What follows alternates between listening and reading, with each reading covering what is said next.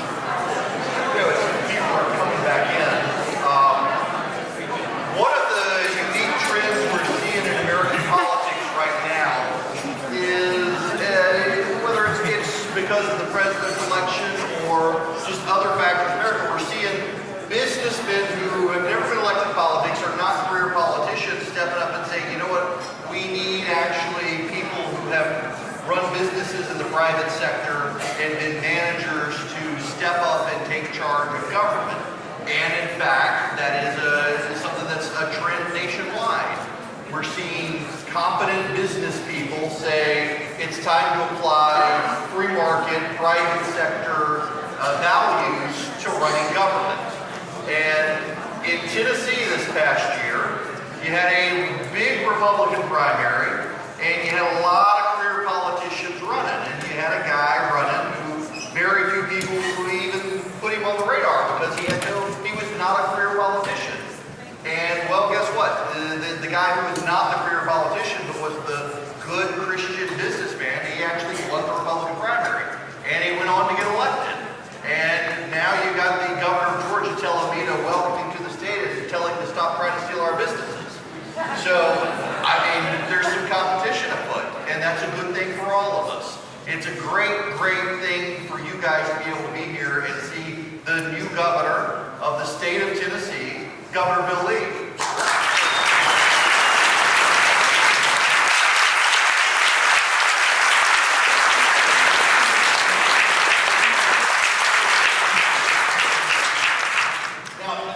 I want the starting point for our conversation to be just that. You're not a career politician. What on earth made you decide that you needed to become a politician? Yeah, I never really decided to become a politician, but I did decide to run for governor. I think, you know, in short, I've always wanted to live a purposeful, meaningful life like most people do. And I actually had a real tragedy in my life when I was 40 years old. I lost my first wife and had 4 little kids and kind of turned my life upside down.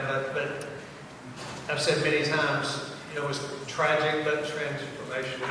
God used it in a powerful way to kind of change my perspective about what mattered to me and what I wanted my life to be engaged in. So that was almost 20 years ago. I got really involved in nonprofit work. Besides my business, I got involved in nonprofit work and mentored kids in the inner city, which led to a real interest in education, in their education, and subsequent public policy work that I got engaged in. I mentored men coming out of prison through a prison ministry and got engaged in all things criminal justice, just considering how we ought to do things differently. That led to public policy work. I have been engaged in my business public policy around business because I run a company that is in the heat and air conditioning plumbing and electrical business. I'm actually a master plumber and went on to get an engineering degree and then ran a company. We have about 1,500 skilled workers. Can you come to my house? Yeah. You probably don't want me to come to your house, but I know who to send. Anyway, I found myself engaged in those things and decided that if in fact I wanted to use my life in the biggest way possible to impact people's lives for good, that maybe public service was the way to do that. So my wife and I prayed about it for a year, and we felt like we knew what we were supposed to do. We made a decision, and we took off. We bought an old 13-year-old RV. We wrapped it up real nice to look nice, and announced that I'd run for governor. And went to 95 counties in 95 days. You know, I remember when you got in, a friend of mine was working for you, and he called me and he said, "Hey, I got a wild card candidate for you." And I was like, "Who is he?" He said, "Well, he's running for governor of Tennessee." I was like, "Well, what's his background?"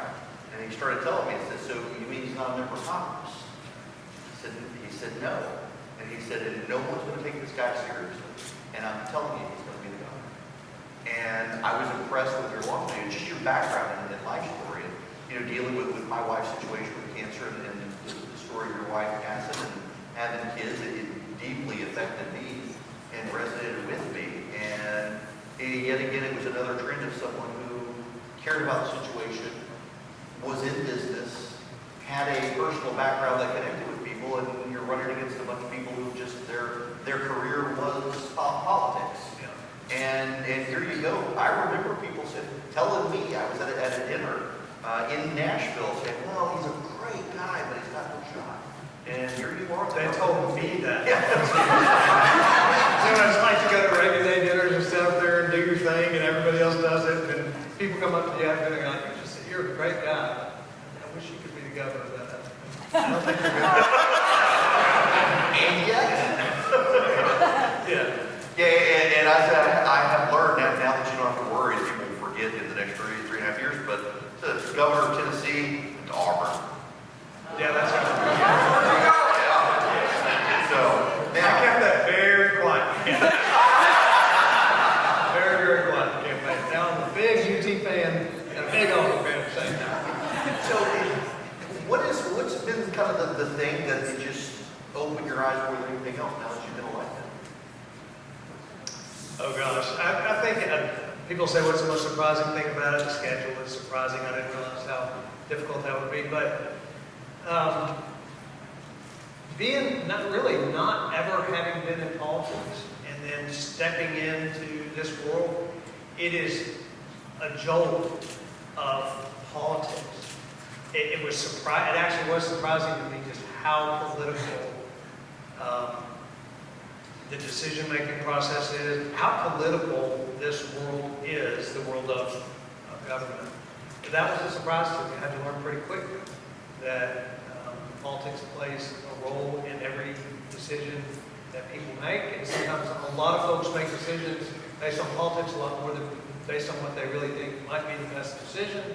That was a surprise. You don't do that in business, and so that was the most surprise. And then really just the real world of being a public figure, everything you do being scrutinized, everything you say being parsed, and generally, oftentimes being turned into something that you didn't really say, or at least being characterized as something that you never intended in that conversation. Those are all new things that you don't deal with in the private sector that I knew were coming, but if you've never experienced them, then you don't know what it's like. It's quite a surprise. Hey, we've got a good number of people from Tennessee here and around the nation. Raise your hand. Are you all here? Yeah, there we go. Back there. I like that. I want to ask you just, if you would, as governor of Tennessee, talk about the concerns in Tennessee. You know, I approach this thing from what I view to be the greatest difficulties or the struggles or the things that matter most to people. One of the things that you really find when you travel a state like Tennessee, you go to 95 counties in 95 days, which is how we started our campaign. I'm a farmer by background. My family's in the meat and cattle business, so I grew up on a farm, still live there, go home every weekend. Very involved in the ag business besides my mechanical service business. And so to highlight what I believe is a real problem in rural Tennessee, I actually took a tractor from our farm and drove it from Mountain City to Memphis, which is 758 miles on a tractor. And when you do that, you just meet regular, everyday people who aren't nearly as concerned about all the noise that goes on in politics and on TV as they are concerned about having a good job and a good school for their kid and stuff like that. And that's what matters to people. And that's what I decided to campaign on. It's what I decided to do as governor. So as soon as I got into office, those are the things that I had promised the people that I was going to work on and put my primary focus in. And that had been actually my private life. I mean, part of the honor of this job is you carry things around in your heart for a long time. I worked in prison ministry for 20 years. That to be able to be the governor and implement substantive investments around reentry that will change recidivism and lower the crime rate in Tennessee, to carry that around for 20 years and then to be able to do something about it powerfully, it's a real gift. I was in the heat and air conditioning, plumbing, electrical business. I employed 1,500 skilled tradespeople. I know as much as anybody how we have ignored vocational and technical education.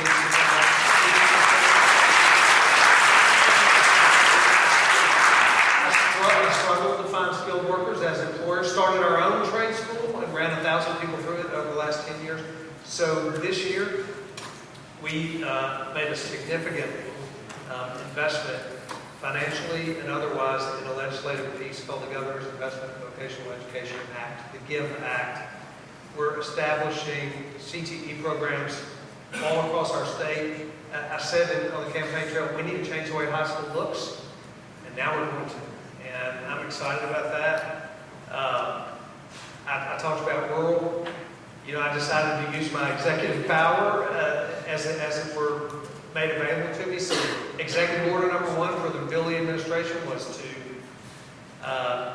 create and enforce every department of the state of Tennessee, 23 departments, to provide me a statement of impact on how their individual department impacts the 15 most distressed rural counties we have, and then subsequently provide a strategic plan on how they're going to improve those rural counties. So to carry around things for years in your private life and then to be able to do them in the public sector has just been a tremendous honor.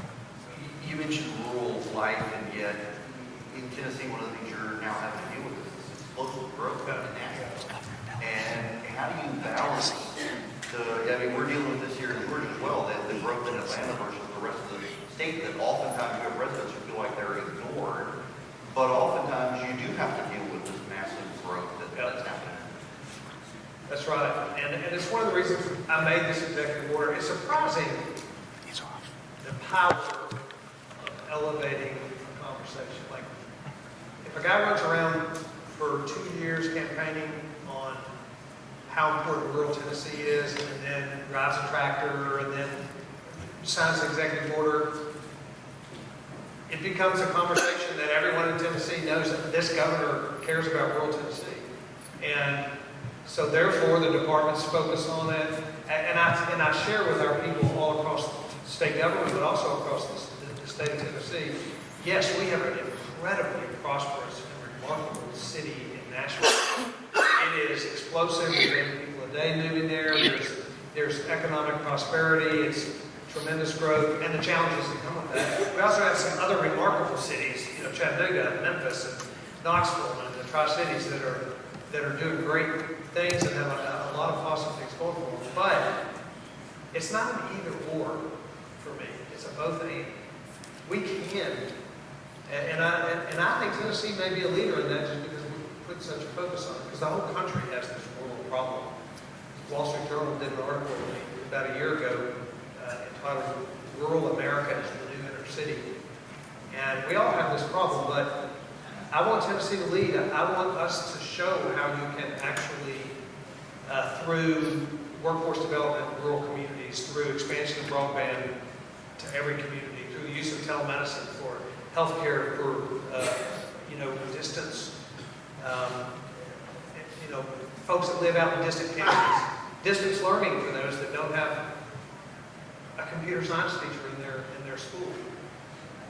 We can give children the opportunity to stay in their rural communities and to start their businesses there and to have an economic life there. I believe we can. I'm not going to ever stop till One of the things I learned with having family now that lives in north of Memphis is in Georgia, we talk about North Georgia, South Georgia, Middle Georgia. You got the west, the east, and middle Tennessee. And you go from the mountains on one side and the Mississippi River on the other. Massive geographic change, and also wealth and poverty shifts along the way, racial makeups shift along the way, and oftentimes you hear these stories about it in the Appalachian area, people get left behind, but also in the Mississippi area, people get left behind. There's a lot of focus in the growth of the cities, Memphis, Nashville, Chattanooga, Knoxville, the education corridors there. What does it take for you as governor, when you're planning out your office and your policies, to think you've got such regional diversity in the state and with that population diversity? we call it, it's oftentimes been called the three states of Tennessee, and they're very different in geography and the makeup of the folks that live there. But so much of the value of being a business person, I think, and then stepping into this role is 35 years I worked in business, 25 years I ran that company, and we had a lot of growth, and we have offices Kentucky, and we have multiple offices around.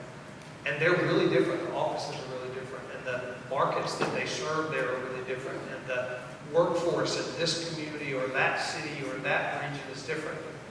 And it allowed me to spend 25 years managing a company that had really diverse offices in many ways, and yet figuring out how this company's going to succeed as a whole.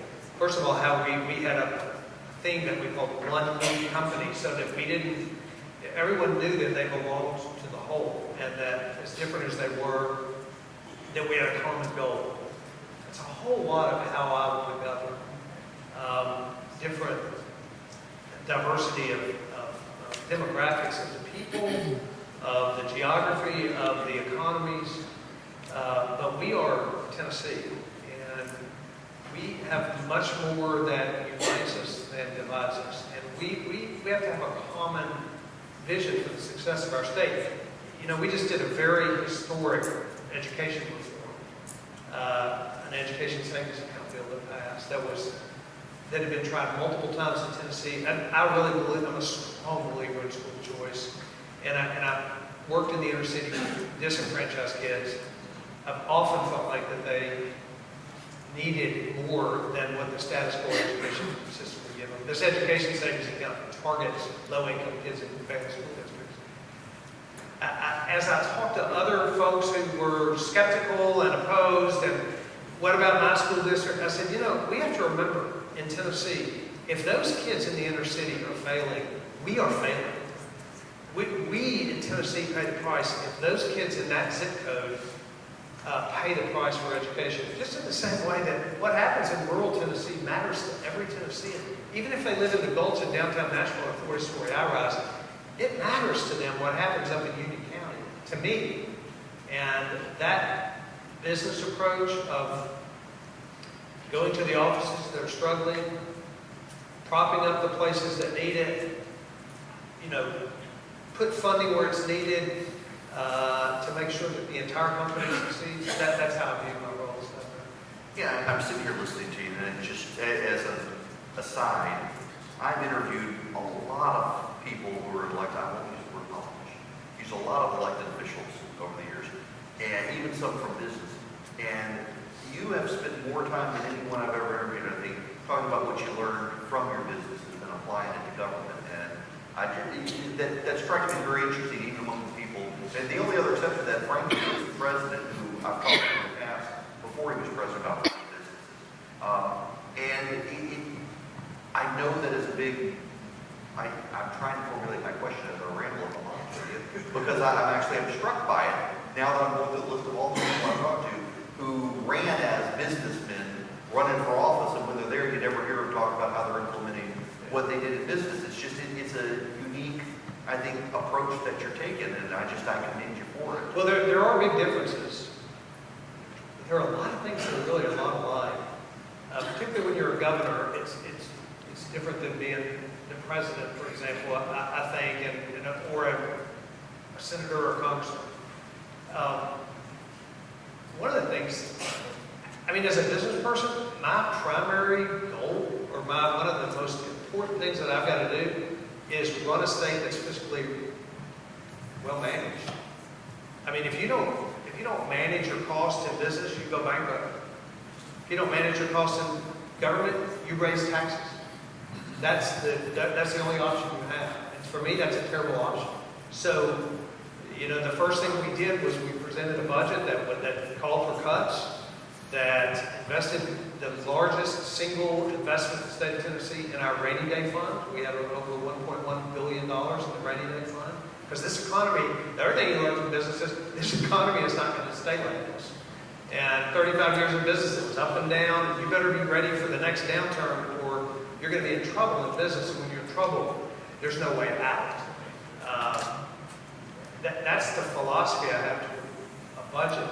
In Tennessee, by the way, U.S. News just a couple months ago picked us as the best fiscally managed state in the country. We have,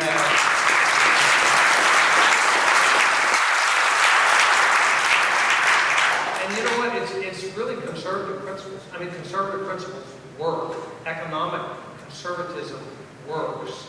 We have some of the lowest taxes in the country. We have no income tax. We have almost zero debt in our state. We pay as you go for our roads, so we don't borrow to pay. We have, by some measures, the third best roads in the country. And we're one of the lowest tax bases per capita in the country. When you give businesses and individuals, when you don't take their money in taxes and you allow them to spend it in the ways they want to, economies thrive and things work and jobs are created. And yes, we have some real challenges in our state, but we're doing some things right. And it's because conservative policy around fiscal policy is much like running a business. If you don't have conservative fiscal policy in your business, you won't stay in business. And so that's another way I've really tried to bring my experience forward. My wife, who has a Harley, loves the roads in Tennessee. I don't know. Yes, she loves to. I don't ride a motorcycle, and her on one has basically become my life motto is now why break when I can work. She's out on her motorcycle, but she has taken women's road trips up to the mountain roads in Tennessee and loves them. Scares me to death, but she loves them. Now, in the few minutes we have left, I want to shift gears a little bit, touching a little bit on biography. When I found out you were running and I was interested in who you were, reached out to a friend of mine, works in Nashville, who I wouldn't say he's a friend of yours, but knows you. I'll tell you he's off stage. But I said, well, what about this guy? And he was trying to size up where he would be as a candidate. He said, I know if he gets it, he's been tried, and now he can be tested by running for office with his faith. And I really would like to talk about that because what has come up over and over and over again with people who have sized up you and your campaign, who know you, has been the role of faith and what happened with your wife and how that plays out in not just politics, but how you look at the world and govern the world. Yep. Yeah, I grew up in a family of faith, but that single event at age 40 was profoundly impactful in the way I viewed not only my relationship with Christ, but just my faith, eternity, the brevity of life, the things that matter and things that don't matter. I remember running for office and people would say, you know, are you sure you're up for this? You're a nice guy. You're a really nice guy. You're business guy and all that. This is brutal stuff. Do you have thick enough skin? And I remember sitting there looking at it going, look, I know what a bad day is. And there isn't going to be a bad day like that on the campaign trail. I went through a period of time. I lost my wife. My oldest daughter tried to take her life after her mom died. A very awful experience that almost cost her her life, and it was incredibly challenging for me. And my business almost went broke. I left it for a couple of years to take care of my kids. So I went through about 3 years of just, for me, it was a brutal 3 years. And everyone, there would be more brutal stories than that out here. We all go through really difficult things in life. But it really does shape our perspective in many ways. And God used that in a real, like I said, a real powerful way. First of all, it did make me realize what's the worst thing that can happen here. And when you sit around the table, I remember when we were about to lose the company, or I thought we were, my son was, I think he was 10 years old, sitting around the dinner table, me and my 4 kids. And he had seen the stress of Dad, and the conversations I'd had with people around me. And he sat at the dinner table one day and he said, Dad, are we going bankrupt? And he's 10 years old. And I sat back and I said, well, we might be. And I said, but let's talk about that as a family. So we went through this conversation. I said, here's what's going to happen if we go bankrupt. We had some friends that were building a house and they were living in a double-wide trailer over on their farm. And I said, you know the Jensen's house and that trailer, that big, and they were like, yeah. I said, we'll probably move into that. And they were like, that's cool, we love that place. I said, we won't have to leave the farm because it was a family operation, it wasn't just mine. But we'll move out of this house. We'll probably stop going to your private school. We'll go to this, Fairview, and we can't go to Seaside anymore for vacation. We'll probably go to, I don't know, to State Park and camp out. I laid out all the things, and I said I'll get another job and we'll do all of this. And my kids all sat around there like, okay. And I remember walking away from that conversation thinking, that's exactly right. Okay. Nobody's dying here. And these are children and a dad who knows what it's like for something much, much worse than that to happen to your family. And I'll just say it shapes your approach. It shapes the way I look at everything in my life. I know what the end of this journey is like, and it's awesome. And meanwhile, it's a wild ride, and I'm proud of you.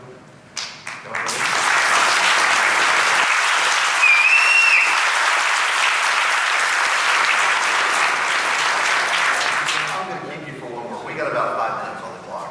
I try to keep the trains on time, but I want to follow up on that though, because you deal now in a world, and we saw this, and I don't want to drag you into the news with the Speaker of the Tennessee Legislature and whatnot, but you are surrounded by people who view politics almost as a game, Yep. and people who have made a career of it, and you've got a very unique perspective. I don't want to just ask you how you navigate that, but how do you try to impact the people who view this as a game? That's all they've done. Yeah. I think we just have to keep walking forward and moving in ways that show the things that we say. So everyone knows that it's not what you say, it's what you do. I'm happy to publicly talk about my own faith and my faith story and how it's impacted my life. I also recognize that there are a whole lot of people who don't feel that way. They don't think it's important. They don't think it should mix. They don't think, and in fact, this whole political game really doesn't. That's really not a part of it. But I'm fine with the fact. I've come to this realization that the world is full of all kinds of people who have all kinds of beliefs, and I really am generally one who says people should live the way they want to live. Now, I have an idea about that. I have opinions, I have strong convictions, I have strong beliefs. I'm happy to share those. I'm also happy to live them out in the policy that I move toward. But getting into the back and forth of politics, as opposed to just saying, this is who I am, this is my core value belief, and this is where I'm going to go with it, and kind of jettisoning the rest of it off to the side. That's really been my approach. Our campaign was a little bit like that, very divisive and negative, but I've decided not to do that. And my wife and I sat around and said, it's just not who I am. I'm not going to do it that way. And we may win and we may lose, but this is how I'm going to do it. It worked out, and that's where I want to go. I'm a person who believes you can be principled, conservative, convicted, have strong core beliefs, and I still have a great desire to be the governor and the servant of every single Tennessean. The ones that violently don't agree with me, I genuinely desire to serve them. And I think if we governed that way and we were more focused on really those things that are commonly interesting to every single citizen, then the stuff that's out here that makes a lot of noise and is so divisive and so disruptive, it would certainly be less elevated than it is today. And that's part of my goal. That's the way I'm going to govern. And if it works out for me, great. It is the way I'm going to do it, and it will work out for me, whether it politically does or not. It will work out for me. Governor, I know you had to change your schedule to get here, and I can't thank you enough. This has been a wonderful conversation. I thoroughly enjoyed it. Thank you so much.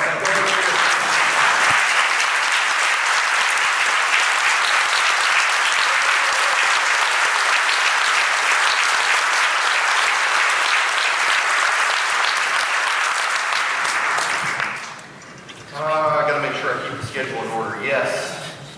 Okay, I am going to probably fanboy a little bit for our next conversation because I'm actually a very big fan of our next speaker who has put a series of points on the board for the conservative cause through her direct advocacy of and leading campaigns for conservative judges in the United States.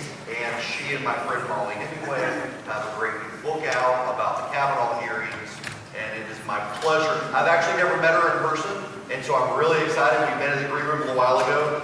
She doesn't understand how big a fan of hers that I actually am. I'm delighted to bring out Carrie Servino to talk about it.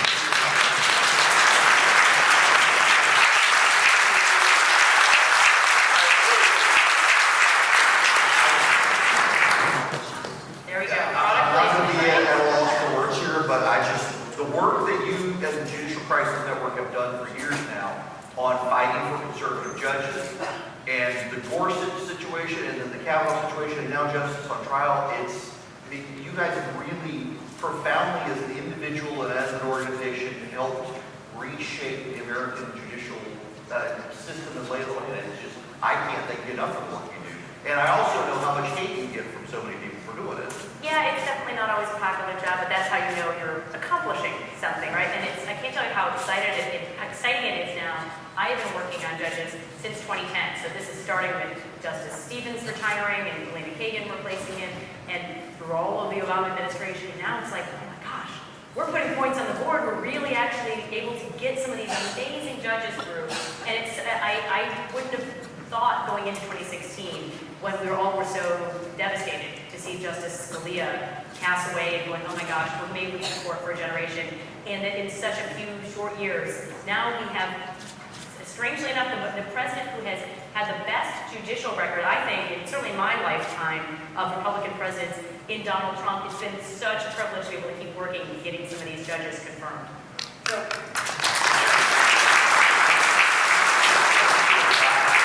Obama administration where there wasn't a lot that you could do to stop, particularly I think, wound down the filibuster for certain judges. But I mean, can you talk a little bit about being in the minority there and being in the Senate when you're opposing judges and what that's like?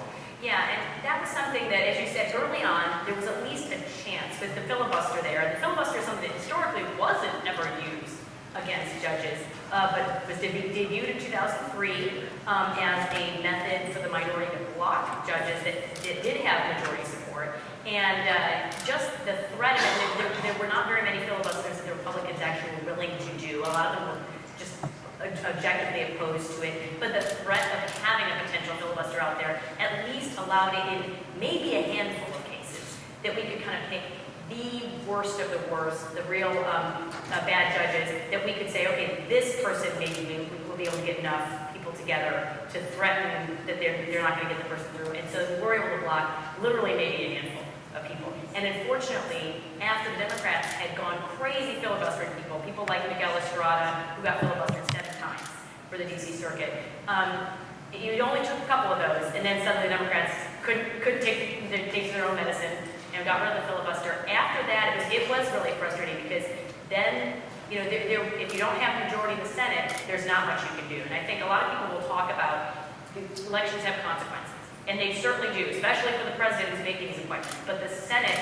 elections have huge consequences for judges, and the difference in so many cases between being able to have a chance to negotiate with a president like Obama, or when you switched and suddenly had like the Republicans in the majority of the Senate, that then you actually at least have some leverage. And so there's a lot of people, and I know there's groups in this room like Americans for Prosperity who were out there during elections making sure that the Senate stayed in hands of people who are going to be having good philosophies of justice. It doesn't have to be Republicans, but unfortunately most Democrats have kind of gone all in on let's get people who are just going to be activists on the court. So.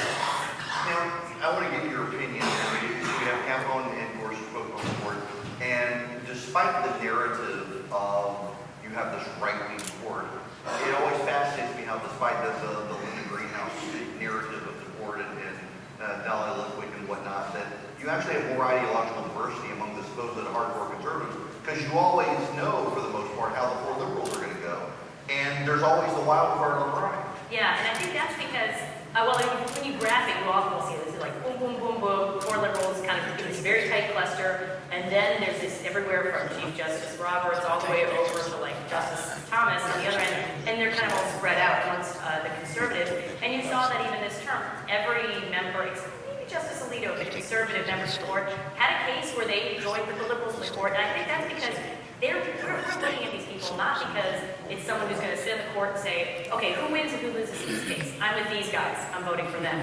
It's because they're looking at it from a principled perspective. And you have times where even an originalist and a textualist like Justice Scalia and Justice Thomas might come to different conclusions because they're just looking at some different perspective on that original intent. But the important thing is they're looking for the right thing. It's not, is this a good law? Is it written the way I would have wanted it? Is it doing things that I think are great for society? Is it where I think society wants to go? Those are questions for our politicians. If you're looking at the originalism and textualism doesn't give you the same answer every time, but it's a principled way to go about it. And that does result in some variety, and not every single one of our conservative justices is an originalist. Chief Justice Roberts never claimed to be. Right. So, but I think you do have what we've seen this last term in particular, a really growing consensus of 4 justices on the right, and often joined by the Chief Justice, that do have that approach where they're looking at the text and confine themselves to the original interpretation of the text. It's striking to me, particularly with Justice Gorsuch. I've got to say, we've had a number of cases this term where you had 4 conservative justices lie together in Gorsuch with the left, and I read his decisions like, I think I kind of would vote him on this. It's just, he's a very interesting nominee. Yeah, again, there are different answers you can get coming at it from an originalist perspective, and a lot of times that happened with Justice Scalia. He had a lot of decisions, particularly in criminal law areas, where his philosophy would lead him to what looks like a liberal result, and that doesn't necessarily mean it's that he's kind of going off the rails. It's just he's reading the same information, kind of getting to a different end. Well, and what strikes me about Gorsuch is it seems like he's played a longer game. He and Kagan seem to play very long games where he's siding with the progressives of the court right now on some cases where I can already see that this precedent is going to be really useful for conservatives in some cases coming down the track. Right, and that's because if you've got the sound principles, it is going to be a good result.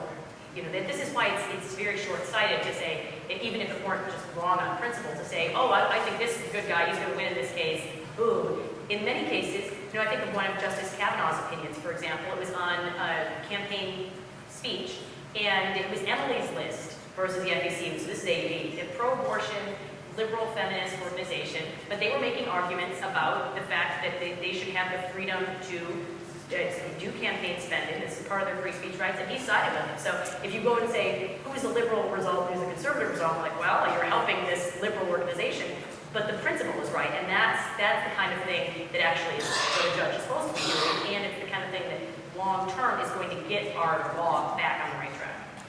Before we get into your book and Kavanaugh, how did you get into doing this?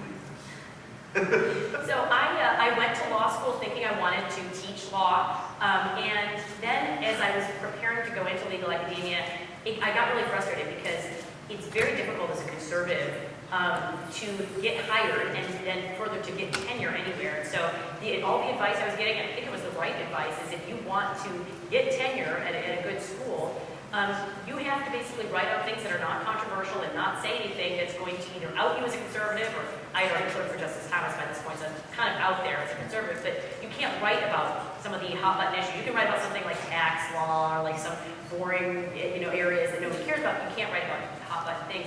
And that was what I thought, oh my gosh, this sounds like a long, decades-long slog through stuff I don't care about before I can talk about the things that I think are important.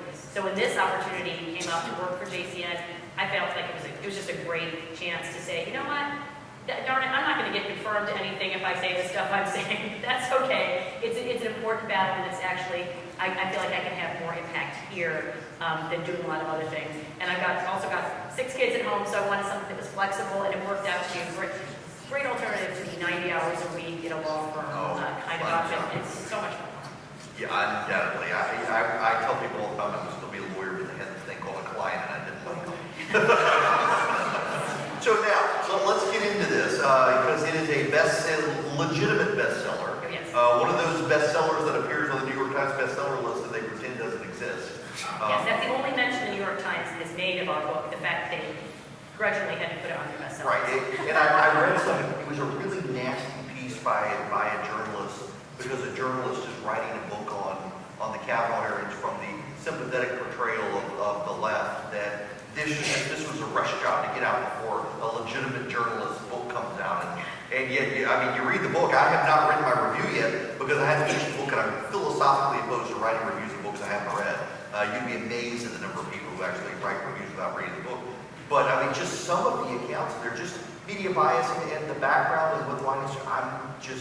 It's an amazing expose, not just on the hearings, but also how bad some people really were behind the scenes that just really destroyed trying to destroy a good man. Yeah, well, I mean, to some extent, they're guilty as charged. We absolutely, Molly and I, with the pedal to the metal to get this book done quickly, but it's not because we wanted to do a hack job. And I think, the purpose of the pudding, read it yourself, we've had a lot of people who said, wow, I actually thought it was, I was expecting, because we know you're both conservative, it was going to be just, all from one angle, but we tried to be make sure we were absolutely factual and fair.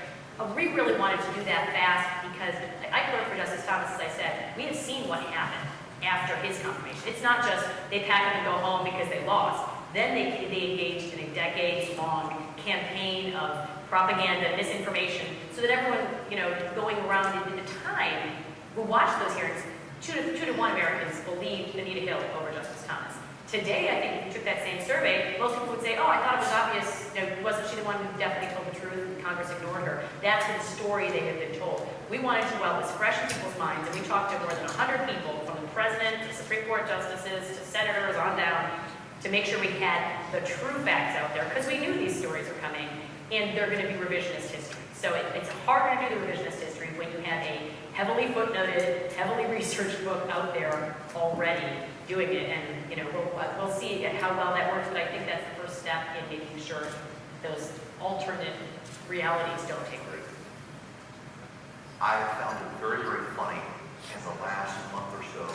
Ruth Bader Ginsburg has made multiple comments about what a great person Brett Kavanaugh is, and the amount of rage directed at her by people upset that she's upsetting the narrative about Brett Kavanaugh. It's actually been very, very funny to me, and part of it, is she doing this on purpose? I mean, I have heard that she's always had a cordial relationship with him. And remember, she famously had a great relationship with Justice Scalia. They would go to the opera together, and they were really close friends. So that may be, it may be the generational difference between people who are able to have discussions with people they disagree with and still go home and be friends. And then this modern version where the Democrats, at least the noisiest ones, are pushing the party as far to the left to take no prisoners, and you cannot normalize this.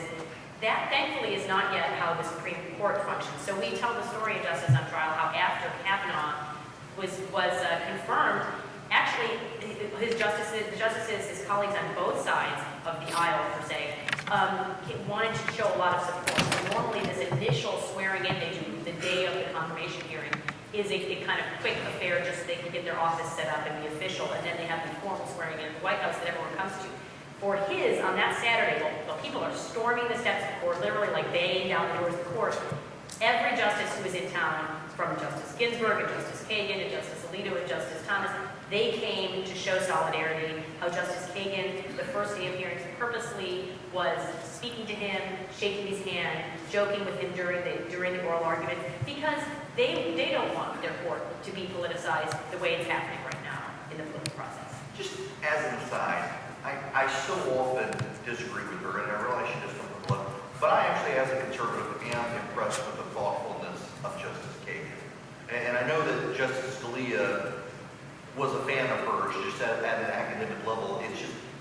It's nice from my vantage point to see a progressive on the court, particularly when I know that whenever there's a religious liberty case, Sotomayor and Ginsburg are always going to be on the left. And to see Kagan now, part of me understands what she's doing is she's also laying groundwork in these cases. Yes, she actually is. But it's also very nice to see her out there willing to do some of this. I just at an intellectual level, I appreciate the honesty on her side. Yeah, she scares me too, but well, she has positioned herself as more as a centrist, but I think a very influential one. And one of the things does just worry me about that, though, is there was recent reporting, particularly on the Obamacare decision. Everyone already knew and was frustrated by what the Chief Justice did, but some of the recent reporting that has come out on that, it shows that Justice Kagan and Justice Breyer also flipped votes on that. They said they did not want to vote with the Chief on the Medicaid expansion, and they actually flipped their votes. And what struck me from that description is a much more kind of transactional view of I'll trade you this vote for that vote kind of thing, even though the Chief Justice, as frustrating as his vote obviously was in that case. So that really worries me, because that is log rolling that is bad enough in Congress, and it really doesn't belong on the court. But she definitely is very smart, and I think this is, it's a blessing to have someone like a smart and thoughtful person on the court, but it's also something to watch out for, because I think if they're savvy in how to advance rationales that aren't constitutionally sound, then you have to get really worried. Yeah. Well, I guess the thing, having middleware, the thing that strikes me is if you read an opinion written by Justice Kagan versus an opinion written by Justice Sotomayor, you actually understand it. Yeah. And can, as someone who has to advise businesses and individuals, understand this is what she's saying, as opposed to Sotomayor, like, I guess she woke up on the wrong side of the bed that day. I don't know. Now, let's get back to the book here. What, in your mind, is kind of the thing that just, if you had to tell one person about one thing in the book, what really stands out? And I know there are several in there. Oh yeah, no, there's so much. I feel like Molly and I probably spent the first 6 to 8 weeks of doing this, and out of a very short process, just interviewing people. And we'd come home every night, and I'd be telling my husband, oh my gosh, you won't believe what we learned today. And it was like one story crazier after the other. I mean, I love learning the personal side of things. There's lots of interesting stories about the Kavanaugh family and how they got through it. I think the craziest inside story that we didn't know existed really before we started it was the story about the anteroom. There's actually a chapter toward the end of the book called The Anteroom Where It Happened. It's like a play on Hamilton, for those of you who've seen that. But it's what was going on with Jeff Flake that day, that fateful day when he was supposed to vote Kavanaugh out of committee, and he announced he was going to vote him out of committee, and then was assaulted in the elevator by these two activist women, which he never mentioned. One of whom was like a paid community organizers, not just someone who happened to be there as a professional. But then afterwards, after Senator Coons gives his talk, he signals to Flake, and they both go back into his anteroom, and everyone starts to realize, oh my gosh, something weird is going down here. And so slowly the dais empties of almost all the senators. Poor Chairman Grass is like sitting there going, okay, there's no one left to this hearing, but I gotta just fill the time here waiting for someone to come back, because we know we need Jeff Flake's vote to get him out of committee. And it was all of the senators, it was like all of their staff. You've got, it's a small little room off of the hearing room, and then there's this tiny phone booth. You've Jeff Flake and Chris Coons inside the phone booth together, sometimes with another staffer in there, sometimes with Senator Cornyn trying to fit in the phone booth too. They're hashing it out. It's just wild. People are shouting at each other. People are saying, get the staff out of here. The staff can't even reach the door to get out.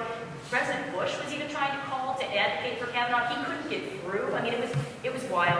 Apparently there were even Republican senators who by this point were so fed up with the shenanigans the Democrats were playing, with the way they were abusing the process, that they threatened to punch out some of the Democratic senators. This is something that if you watch C-SPAN, it's not normally this exciting. And if you do watch C-SPAN, I'm sorry. But anyway, it was really crazy. So we talked, all these people would start telling the story, and each one crazier. So we just started out our interviews eventually by saying, was it as crazy as we heard? And everyone's going, oh no, it was crazier. So one staffer at the end of it just said to another, I think we all know this history. And I really think we did. I'm sort of sorry C-SPAN cameras weren't in there to see it, but we have the story there, and it's just wild to see the Senate breaking down like that. I have to say, I try to, having worked for a number of years at CNN and then at Fox, I try to have some level of respect for members of the media who, many of whom I don't think have a willful and intentional bias. It really is worldview, I think. But I was horrified at people I've long thought were definitely of the left, but trying to be fair, and the total breakdown in journalistic ethics when it came to the Kavanaugh situation and the advocacy of supposedly objective reporters. I mean, and I've always known the Linda Greenhouses of the world and whatnot were totally in the tank. for the left, but others out there, I really was stunned by some of it, that they were really playing for keeps in ways the right never had. Yeah, it was really discouraging to see some of the things and to learn some of the ways that it was, sometimes it's just what do you choose to cover. So there was every line of Kavanaugh's yearbook was parsed, and you've got people there debating what his drinking games were, whether they were really something else and all this stuff. No one looked at her stuff. So we talked a little bit about all of the stories out there that just chose not to look at. But then at the worst extreme, there was even stuff that was actively covered up. So one of my big shocker ones that I didn't realize at the time was NBC News toward the end of this whole crazy process had interviewed Julie Swetnick. This was at Michael Avenatti's client, and claimed that Kavanaugh had been, engaging in this serial gang rape cartel in Maryland, and it was just a ludicrous claim in the first place. She was interviewed by NBC News, and of course contradicted half of her statements in that testimony itself, which I thought was, I was sorry they ran it in one level because they shouldn't give her the credibility, but she so taped herself that it was great. But one of the shocking things is, before that interview, Michael Avenatti had been talking about, I've got this other witness. She signed an affidavit, and she can corroborate this. And say what you will of the craziness of Swetnick's allegations, at least there were actual legal documents, sworn statements. Now they were perjured statements, but they were sworn statements. And so NBC News interviewed this other witness. And what they learned was, she said, oh, no, that's not the story I told.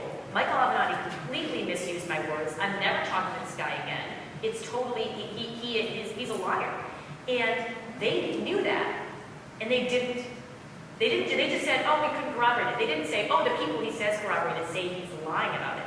This is even before he later then publicly announces and tweets out her affidavit, and still they don't say what would have been a blockbuster. Actually, this affidavit is something that's entirely false. They just let it be, and eventually they wrote their article on October 25th, so weeks after he was confirmed. So they just kind of held if you were a news organization and you just wanted to get the news and get the most eyes on your website or on your channel, you would talk about what happened. Instead, they conveniently kept that quiet until it was too late to actually be of any assistance in finding the truth on this allegation. I confess that the Kavanaugh situation is rapidly what pushed me toward saying, you know what, the president standing up for these people when no other Republican would stand up for this. Other Republicans would have bailed on Kavanaugh by now. And here he is willing to stand up for it and fight for this guy. Conservatives like me who've been skeptical of the president, we owe him huge thanks for standing up for a guy like Kavanaugh.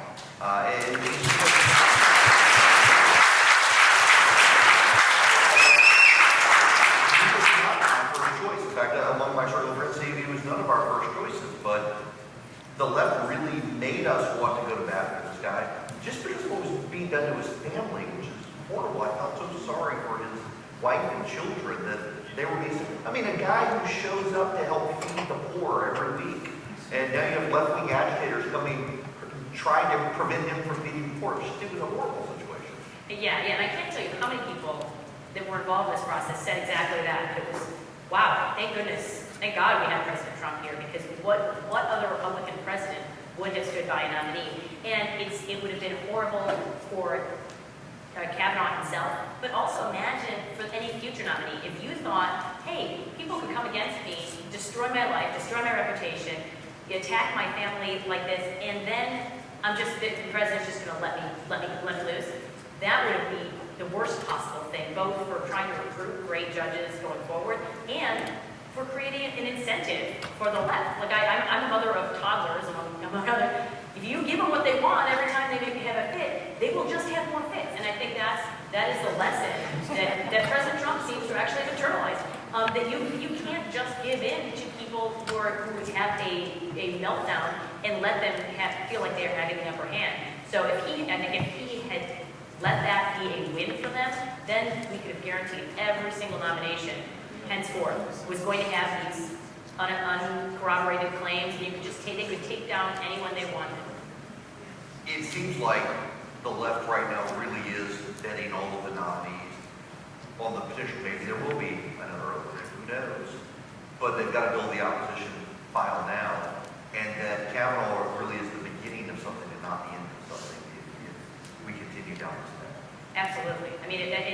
think within the next 4 years, we will have at least one more vacancy on the court. So the question now is it Donald Trump who's going to be filling it? We know what his list of nominees looks like already, and he may continue to update it, which I actually am a big fan of. I like the fact that when he has seen other candidates that he thought needed the list refreshed, he needed more people added, he did it publicly. It's transparent. You actually know who he's going to choose from.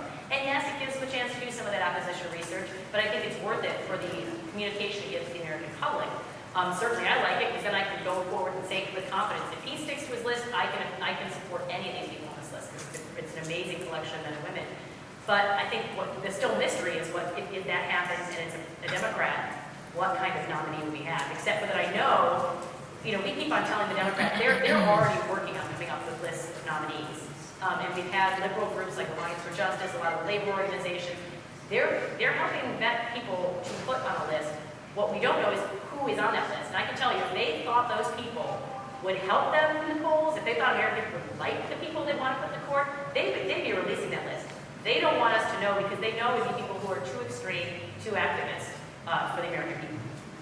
Now, I want to shift gears and go to the other courts. Was it Tuesday or Wednesday of this past week that we now have a situation where the president essentially with the Senate in one day filled 1% of the vacancies in federal courts? Right, that was because we were able to get a package deal together through with the Democratic senators.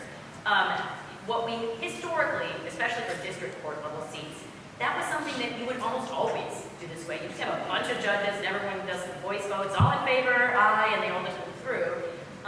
That is something the Democrats had absolutely refused to do under Trump. So with almost no exception, would they move through judges with any speed. It was only recently that Leader McConnell and Republicans in the Senate were able to change the rules. So instead of wasting 30 hours of debate time for nominees, including nominees who literally had 100 votes, like no opposition to some of these people, and they would waste all this time on them. And 30 hours in Senate time, I say it's like dog years, because they only work 3 days a week, and so it just kind of fills up. You waste a week at each person, you'll never get these spots filled. They're finally starting to get some judges confirmed, and so some of that is because some of those are people that are the blue state senators had to sign off on, so they want to put in as well. But it's very exciting because finally we are starting to beat back some of the incredible deficit of judges. Up until recently, Donald Trump, who came into office with record high numbers of vacancies, had more vacancies created during his time in office than he had filled. So people were retiring faster than we could confirm. We're finally getting ready to turn that down now that we've had some amendments to the rules and are moving things forward. So now we just have to keep that pace going, because you've got to keep filling them, because the seats keep on opening up, and we need to make sure that they're going to be good judges who will be faithful to the rule of law. Last question for you. Can you real quick just give us a run through of what are some of the big circuit fights that we may have on the radar coming up? I think the circuit court nominees have been amazing, because between the president and Leader McConnell and Chairman Grassley and now Graham, they have really prioritized those, and so they got those seats filled immediately. And those are some of the best nominees that we've seen of any Republican president. So there's really only a few left. We've got the Ninth Circuit and the Second Circuit are where the nominees are still outstanding. The Ninth is really exciting, because this is traditionally the craziest circuit out there. People call it the Ninth Circuit because it's so far left. It is the most overturned by the Supreme Court. And it used to be just where good law went to die. And now it's finally, once the president fills these last couple of vacancies, Ninth Circuit, it'll be 13 to 16 in terms of Democrat Republican nominees.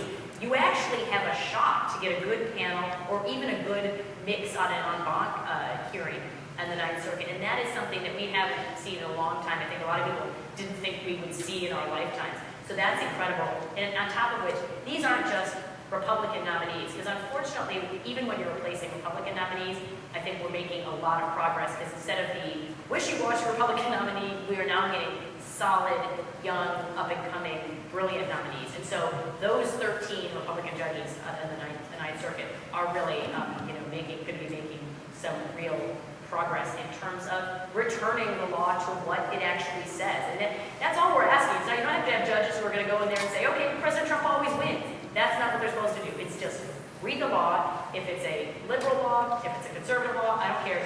Do what the law says, and then leave the rest of that to the political process, and you know, let the elected branches handle that. I have so enjoyed this. Thank you so much. Carrie, thank you.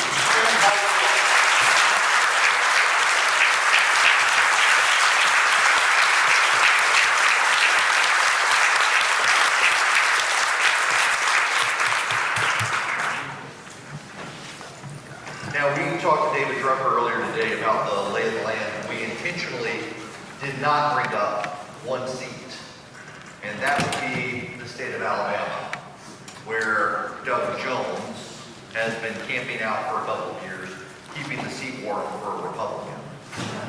Doug Jones, he's spending a lot of time now out there with left-wing groups telling them that he'll be a faithful senator for them, and he's been ignoring the folks of Alabama. He goes home to Alabama and tells them that he cuts deals with, he tries to be Joe Manchin, but he's like a really cheap version of Joe Manchin. And it's time to take Alabama back to the Republicans, and I want to introduce you to someone who's running for that seat. I am friends with his son, and it is notable to me that the conservative groups in Washington, when he announced that he was running, virtually every major conservative group in Washington, D.C. that's been out there fighting take these Senate seats for conservatives, came out and said, yeah, he's our guy. He's my guy. Arlen Mooney.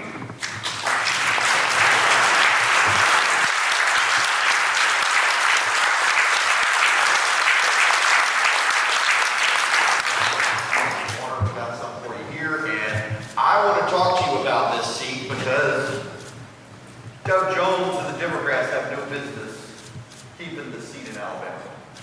And what are we going to do to take it back? We're going to win an election. We're going to have Amherst next year.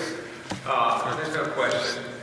In 2017, I was Congressman Mo Brooks' campaign chair. We lost an election that year because K Street, the lobbyists, and the establishment came down and got involved in our election.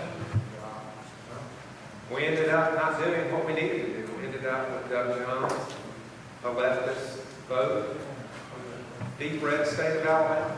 We can't have that again. Well, you know, tell the audience about you. I know you're state representative right now, but what's your background in Alabama? I grew up in Montgomery, Alabama. Montgomery's the capital city. Went through the public schools there. My mom and dad met in Montgomery after World War II. My dad served right at 30 years in the U.S. Army and Army Reserves. Mother was a civilian Air Force employee at Maxwell Air Force Base.